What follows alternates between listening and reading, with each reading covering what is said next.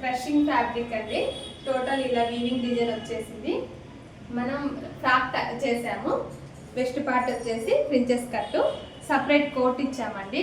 Opposite fabric use చేసాం. Front back separate ఇలా coat తయారు చేసామండి. అటాచ్ ఉండదు, సపరేట్గా ఉంటుంది. చాలా బాగుంది కాంబినేషన్.